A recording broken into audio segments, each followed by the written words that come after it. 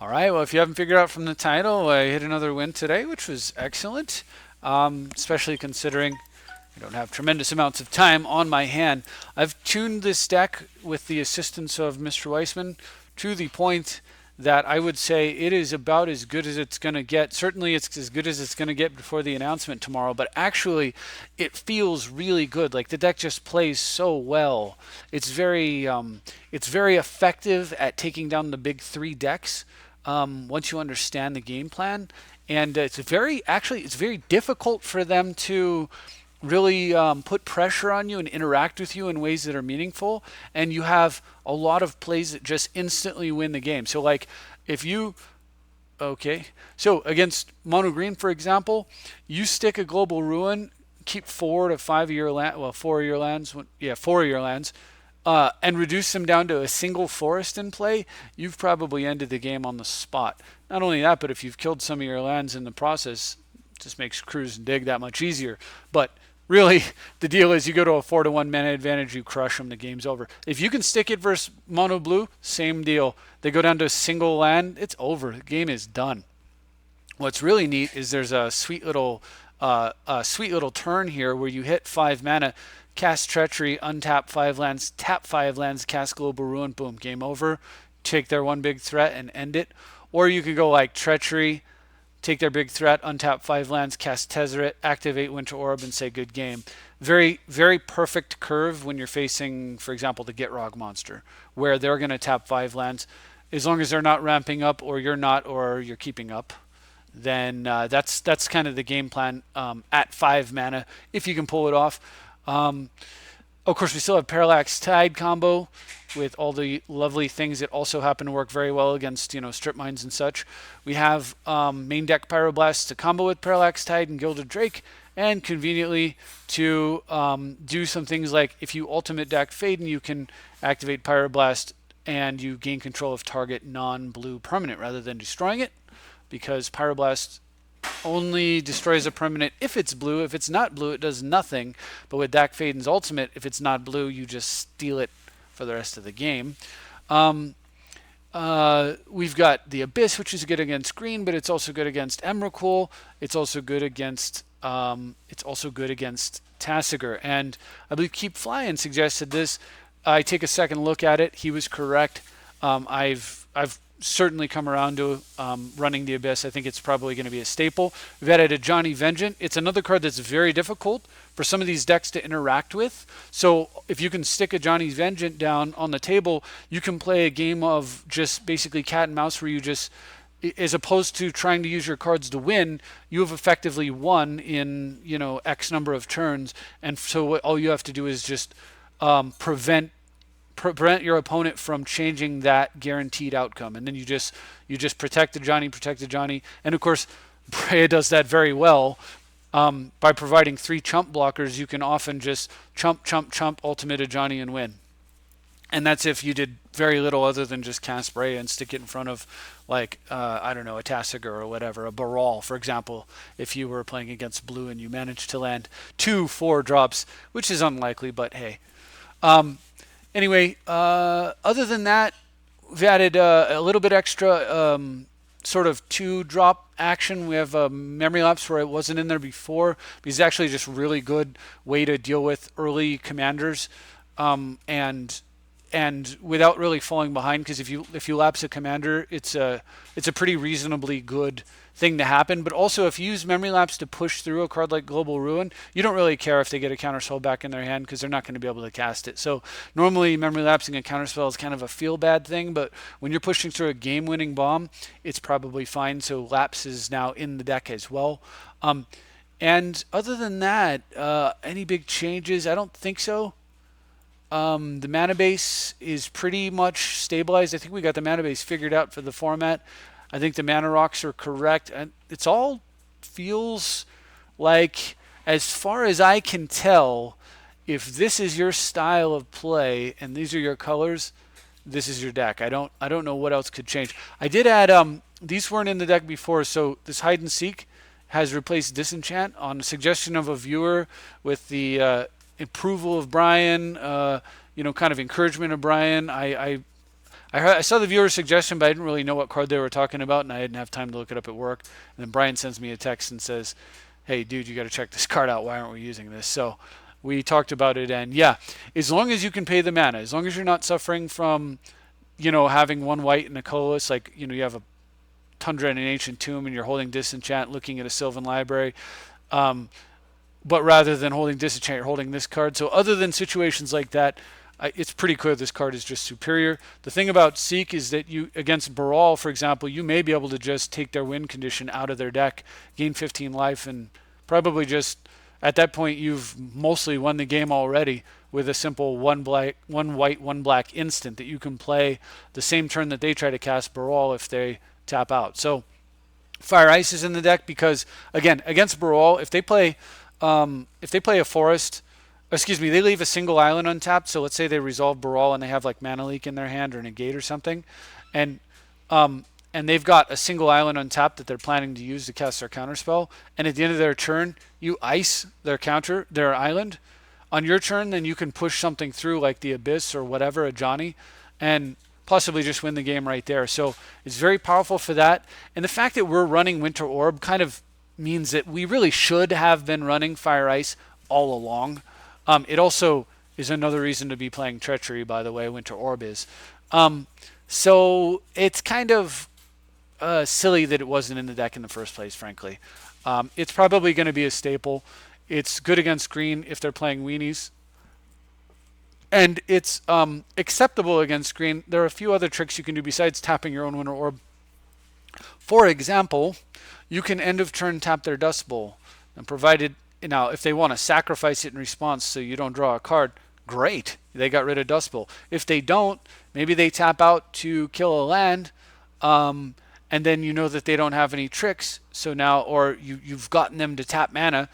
So yeah, they kill a land, then you untap, and for your turn you play Winter Orb, or you play Sabo's Web, for example, lock down their Dust Bowl. So there's just a lot of cool tricks with it. It's a great card. Let's check out some games. So this is the last one, like I said before, and at the end of this, I will crack some treasure chest boosters from this win. Plus, I had one random leftover, just for the fun of it. Hopefully, you enjoy that sort of thing, and you can stick around for that if you like. So, going to I don't want to go to the lobby. I'm going to go to the league, so you can see another 1-0 victory. This was the smoothest one by far. For some strange reason, I paced the same guy twice. I think people have kind of gotten burnt out on this version, so I'm glad that they're making some updates to the ban list, because I noticed like 92 active players today. Yesterday it was about double, or maybe it's just timing or what, I don't know. So anyway, let's check out these matches. So match one, I'm playing against the Yucks. And unfortunately, for those of you who may have noticed, I actually uploaded a video yesterday. Somebody had asked to see a video where I didn't win. I went second in the video. I had some great plays that I was very happy with and I thought you would enjoy. And the video bugged out, or it didn't record right. It was very glitchy and I had to take it down. The quality just wasn't up to par. So hopefully we do not have the problem today with this video. So let's see what we've got here. I won't know until I run it through the machine, though. So I'm playing against a Azami, and they're going first, which is very helpful for Azami. But I have got a pretty savage hand with that City of Traders and Jace in my hand. So the game plan here is just to trick him into getting that window to slip a Jace out that should not be hitting the table early. And Mana Leak may make this a lot more possible. So my opponent's turned his Enclave, whatever that is, Cryptologist, into a Merfolk Looter. And then he goes for a Cold Steel Heart. That is so perfect. I'm going to Mana Leak that so he doesn't have mana and cast Jace off a City of Traders with Force of Will in hand. My opponent's got 4 cards due to a mulligan, and he makes this crazy tech. I got to pause it. So he had mulliganed, and so at this point in the game, he's got 4 cards. He's got 1 island untapped. In response to Jace, he Mystical Tutors for Commandeer. Then he loots and discards a card and puts Commandeer in his hand. And now he is going to Commandeer and steal my Jace and kill me, or so he believes. Exile 2 cards, cast Commandeer, Force of Will, Jace sticks, and my opponent just mind twisted himself down to 0. Could not be happier. So my opponent levels his Enclave Cryptologist twice, and he's got a Jam Day Tome running now. But, of course I have Jace in play. But I'm going to try to focus more on winning the game immediately, rather than... I'm going to let him have cards for a little while, but no mana. So I just tied away his whole board worth of mana, and then I F6 or I right click and skip my turn after I tied him away, and he had set himself to wait until I pass priority to take priority, or wait till I do something. I guess so. He didn't draw a card off his cryptologist, so he missed a card, and then on his next turn he played a land, so I nailed that one too. And then once I trick binded the effect from Parallax Tide, he was at no lands, and I was going to Enlighten Tutor for I don't know. Does it even matter at this point? I'm going to jace that back to his hand and Enlighten Tutor for whatever the heck I feel like. Probably just Crucible here. Just get Crucible, producing extra lands, get Breya on the table, blah, blah, blah, blah. Or maybe, you know what? I would have probably Enlightened Tutor. Now that I think about it, yeah, I guess it would have been Crucible. It doesn't matter. All right, so pretty easy game, though. Only because of his super techie play to attempt to steal Jace, and my super good luck and fortune in having it being able to make it backfire on him by having Force of Will, which is just awesome. So anyway, game 2, Nerdy Dat, and I've got, look at this. Okay, I'm going to just pause it for just a second again. Look how savage this hand is. It is Parallax Tide will end games against some players. The combo against most players will end the game. Global Ruin will end the game against most players on its own. And so will the Abyss against quite a few players, or not end the game, but make it impossible for them to win, which almost amounts to the same thing. I've got all three of them in my hand. My opponent unmasks and takes the Abyss. And he is playing, by the way, Skullbriar. However, I go ahead and just waste his forest, and he, as you will see, misses a land drop. So he actually can't cast Skullbriar. He's not putting him into pressure. So I'm trying to figure out how to just end this game. So I decide I'm actually going to play Mox Diamond here, and I generally don't play Mox unless I have 2 lands in hands, because you want to wait to find a pickup land. But I do it because I'm trying to get cards in the graveyard for Dig Through Time. All right, so rather than go for like some kind of thing with Tide, he's only got 2 lands. He did it a second for Skullbriar, so I'm just going to slap Breya down, and it's very hard for his commander to get through. And if his commander can't get through, then what is his commander even good for? At this point, not much. So really, I just need one more card in the graveyard, or an opportunity here where nothing too significant happens, and I'm going to dig. He goes for an Edict on Breya, and I decide I'm going to Dig Through Time in response, exiling everything but the strip mine. Try not to exile your strip mines. And with Dig Through Time on the stack, before I can even finish picking my cards, selecting my cards, my opponent just gives up. I'm pretty sure he knows that he's toast here. I mean, he's going to kill Breya. I'm going to get 2 of the best cards out of the top 7, and it's going to be my 6 against his 6, except I will have drawn a card for the turn will be 7 to 6, and I have more mana, and I'm playing blue, and his commander's dead. So I guess he just gives up. But had he not, I would just like to point out, I was going to select Badlands, and I was going to pick a card that allows me to dig deeper into my library. So my picks were Badlands and that.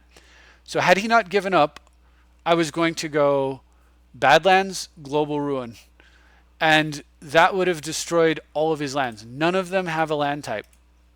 And I would have lost 0 lands. I would have lost, this would have been my swamp, the plateau would have been my plains, the Badlands would have been my mountain, the island would have been my island, and Mox Diamond would have paid for that additional cost. So I actually would have been like 5 mana, just triple Stone Rain, just you, with Parallax Tide Pyroblast combo backup.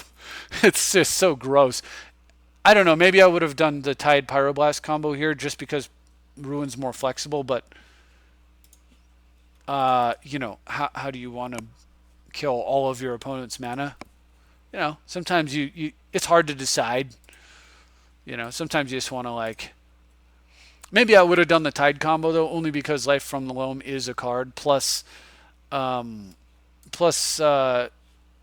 I don't, heck, I don't know, pardon my language. All right, anyway, doesn't matter.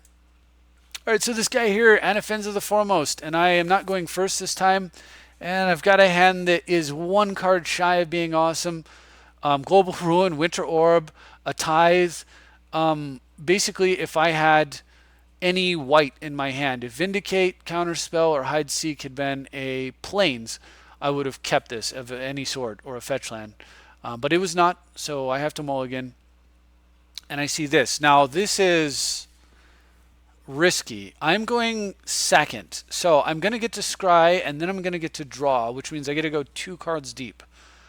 If I can just hit with either, any fetch land, any mana producing land that is other than plateau, basically, any land that gives me colored mana will work.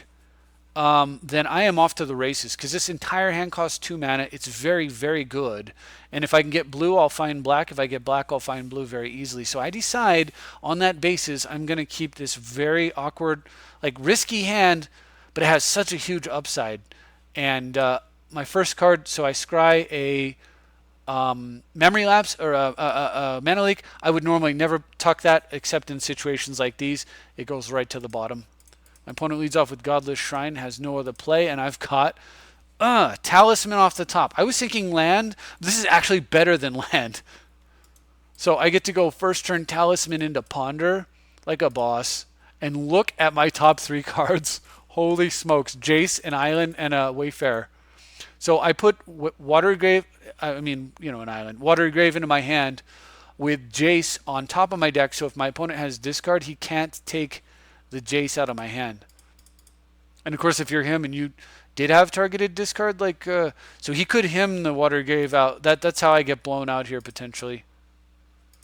But his play is just Stoneforge Mystic, so we'll go back to normal speed. He's playing a Sword of Fire and Ice, no big deal. I'm going to slam Jace down and draw some cards, and my hand just gets better and better. So since I have a land coming, I stack the land on top only so that he doesn't know what my next card is in case he did have discard. I'm trying to constantly keep that in mind. This turn I'm able to use Jace after a fetch land and then Demonic Tutor and Toxic Deluge, all 3 of his creatures, and he gets to play a Bitter Blossom. So I could go get a solution to Bitter Blossom, or I can just use the one in hand, which is the Vindicate. And after giving it some thought, I decide I am going to Vindicate it. I was very tempted because he missed a land drop to just hit a land and let him keep the Blossom and deal with it next turn. But because I have Jace out, and I would normally do that, I just eat some damage from flyers. But with Jace out, I really don't want him having any creatures. So I Vindicate instead. The Blossom evasive action is Grin Sun Zenith. Start moving back into Jace control. And he just gives up. I mean, he's got 2 cards in hand and 3 mana to my 6 mana, and Jace, I'm about to play a 7th mana. Plus I get to go Breya into the Ready here, I think, or a Breya into sort of Feast and Famine. Probably the Ready first, or whatever. I mean, again, if you notice, this deck is getting advantage in these games very fast, and when it has the advantage, you hear me say whatever, because it's like you have all these different ways that you can win the game at that point. And that's a good thing. That's what you want. You want to have a deck that's not like, this is the one way I win. Although if you see that line, take it. But the point is, the fact that this deck has the luxury of saying, well, I could win this way, or I could win that way, or I could win this other way. Oh, man, that is cool. So anyway, here we are. And we're playing Ranger Shimino running Jace, and he gets to go first turn Get Probe. So he's got information, and look at that rip off the top. Weathered Wayfarer, man, the 1 white mana fetchers in this deck are just so good. And because it's so good, so on turn 2 he plays Jace. I go get Strip Mine and immediately Pyroblast Jace off the board. So he Merchant Scrolls for a High Tide. So maybe that Jace was a trick to get so he could push High Tide through. So my turn, I go ahead and Wayfarer into a Polluted Delta and Strip Mine one of his lands. He does not try to High Tide combo off this turn, which is huge because I drew a Disallow and I can now counter. And I sit on,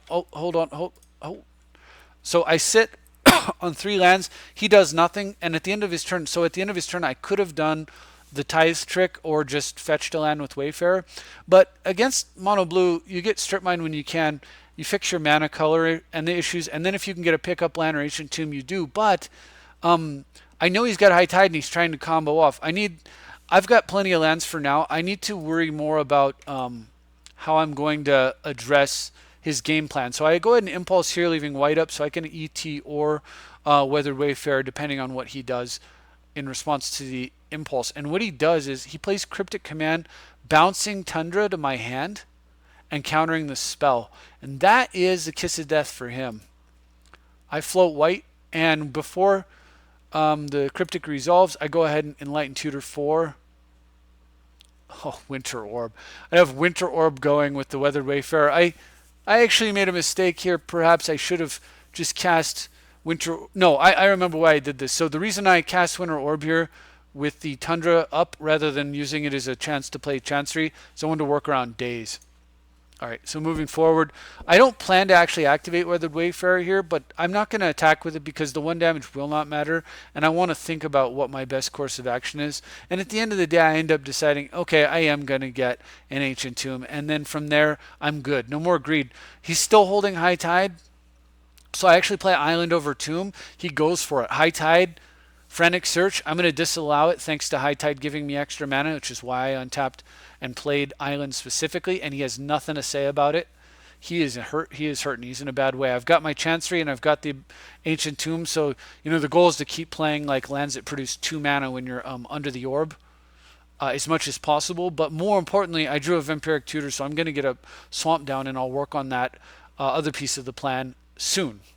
So I could actually Global Ruin him out of the game here, but I figure, you know what? I already set up Strip Mine with Crucible. Let's do that instead. His turn, he taps out, inexplicably taps out. He had 4 mana, sets himself down to 0 so he can play Deep Analysis, and that is fine with me. I play Strip Mine. I cast Sabo's Web, which means I have to make sure I always use the Strip Mine and don't tap it for mana. And the Sabo's Web finds Stoneforge, and Stoneforge gets Sword of Feast and Famine. So now we're looking at him getting beat down under a Winter Orb with Crucible preventing him killing whatever land he untaps, and none of my lands getting tapped while he discards a card per turn. Yeah, he scoops it up. Like I said, once you get to a commanding position pretty easily and fast. If you think about it, the guy had 4 mana in play and reduced me to only 2, and that actually cost him the game. It's just so, the deck is just so good at doing that. It's just very, very satisfying. Like, it's been a lot of work to try to put it together. And get to this point, considering the amount of adjustments and readjustments that have had to be made with the massive shakeup of the format that happened at the beginning of this whole thing. So I'm way behind. Like Dots, for example, has got 18 wins. I have no idea if he's playing countless games all the time or if he's just the most brilliant guy in the world, or maybe a combination of the two. The Atog Lord here, who is Rich Shea and has his own channel. He obviously, I think he plays Magic for a living, and he's obviously kicking butt. So you expect a guy who not only plays a lot, but makes a living doing well at the game to have a lot of wins and do well. That makes sense. These other folks, I don't actually know too much about them. I have played them before. And then here I am somewhere at 6 wins with my... but most of them have come rapid fire as this deck has evolved, which I think is the most important point. So for some reason, I sat for 5 minutes and then finally got paired up with the same guy, probably because we're just so low on active players. So Ranger Shimino has his opportunity now with his Mono Blue Jace deck to get his revenge on me. And remember, I had first turn Wayfarer last time. This time I have first turn Land Tax. Oh my gosh, it's so punishing against blue, but he actually has the solution. He's got Mental Misstep. So I'm going to, rather than sit on a counter for Jace, because I put Fire Ice in the deck, I have the luxury of playing Aqueduct turn 2 and letting him walk his Jace into Fire Ice, which is fantastic for me. Is now a 4-drop, much more difficult to manage. His turn, he goes for a main phase Intuition, and he gives me options: Snapcaster, High Tide, and Reweave, which is a 6 mana polymorph. So I go ahead and just give him the Reweave, and then on my turn I cast Breya. He plays Pieces of the Puzzle and misses, only hits Walk the Aeons. He loses 3 lands and a Treachery to that. I'm quite happy about that. And I have Breya going. Okay, pause. I have Breya going, so I am actually just going to play Done Go, and I have like the most gorgeous and perfect hand for playing against in a blue-on-blue match where you've got board advantage, and I actually have mana parity. So on my opponent's turn, he plays Future Sight, and I think, okay, well, I have a couple options here. I can counter the Future Sight and play a game where I probably win. My hand is very, very good, but could lose only because his blue decks tend to have these pure blue decks tend to have a higher land count than I've got, and have a very like dedicated focus. And I know he's got reweave, so he could have, for example, land reweave, the zero casting cost counter spell, and force of will or something. The bottom line is I felt like why not just kill him? So rather than I let the future sight resolve, it's very risky, but I'm going for I want to just win the game right now. So I go for mystical teachings, enlightened tutor, and I'm holding stifle, so I can now slam parallax tide, faking like I've got a blue blast here, and we're gonna tide away his whole board. And there he is with future sight, doing nothing during my upkeep. Tide, boom, stifle, game over. So I felt like it just made way more sense to just go for just play to win rather than play not to lose and defend against the future sight. A future sight's a good recovery card if you are mana screwed, obviously, because once you start hitting lands, you kind of cascade from land into spell into land, and you quickly recover, but not as quickly as Breya will finish this guy off, and certainly not with this hand here. So unfortunately, it will be another time, perhaps, Mr. Ranger Shimino, when you will be able to get your revenge on me. And boy, I love that Parallax Tide. It is just so good. Parallax Tide, Global Ruin, a Johnny, and Winter Orb. 4 Armageddons specially tailored just for our opponent, not us. How sweet is that? So I hope you enjoyed these games. I know it was a little chatty, but it was just so much fun. And let's find out. Let's crack some boosters, and then let's find out what happens tomorrow. So I'm gonna just do a big glut. Let's open them all up and see if I got any good luck, or if it's just a couple bucks or whatever. 55 new items. Oh, that looks like it's probably worth something. Oh, 30 play points, whatever. That's how I end up generating all my play points, those from this. So what do we have here? Coast might be good. Sarah Ascendant would have been good back in the day. Probably not so much now. I don't know. But I'm gonna find out really quick. So this is what. So if anyone, people used to get like all pissy about me playing with like all foils, but I will show you the advantage right now of playing all foils. We just turn off foils, turn on non-foils only, sort by rarity, select all my cards, scroll down, deselect Breya and Duretti because those 2 cards are not in foil, unfortunately. Right click on everything else and say add selected to active trade binder. Boom. I don't know what was in, I don't know exactly what the composition of those 60 cards or whatever was, and I don't even know what is in the rest of my collection. All I know is if it's not one of these 2 cards or foil, then I don't need it. It's trade bait, and that's why I like all foils, besides the vanity. The vanity is kind of cool too, but it's not really about that. So anyway, nowhere near as much as it is about, and I'll just find somebody. Is this guy buying cards here? Why don't you tell me what I won? And then we'll wrap this video up. Oh, well, he doesn't want to trade with me. Maybe this guy. Oops. Can we trade? Maybe something funky's happening. I don't know. If it is, I'll just close out the video, but we'll see. I didn't really have... I usually just do this whenever I get prizes. I just trade them all off, trade them all off, trade them off. The only cards I ever care to keep are actually whatever I'm using specifically for Magic Online. So what do we get here? Oh, Badlands that I swapped out. Plateau. No. Okay, here we go. Ooh, Master Wave, $6. Sarah's 2, 170 for that, $2 for that one. I thought the Eye would surely be the one that was the most. I had no idea Master Waves was $6. That's fantastic, man. Almost 14 tickets out of that prize. So awesome. So if you are looking to pick up some tickets and some play points, and you like this style of deck, which I assume you do since you're watching the video, as you can see, it can be quite lucrative. I'm actually no longer have to spend money on Magic Online thanks to the fact that I get to make a few tickets while having fun doing what I was already doing anyway. So pretty cool stuff. And all these tickets and play points are just from Commander. So I strongly encourage you, if you haven't dipped your toes into the water yet, go for it. I mean, I think I just sold a foil dual land for $2. So while I'm sure some of these cards are expensive because I really don't keep up on it, I also know that some of the cards you'd think would be expensive are very cheap. So it's very accessible, at least on some level. Should be. I'm sure like Force of Will and Wasteland are still way up there. But anyway, that's all I got. It's a pretty good investment. Hopefully, you're able to capitalize on it yourself. And at any rate, more importantly, hopefully you had fun. And thank you all for watching. I'll see you next time.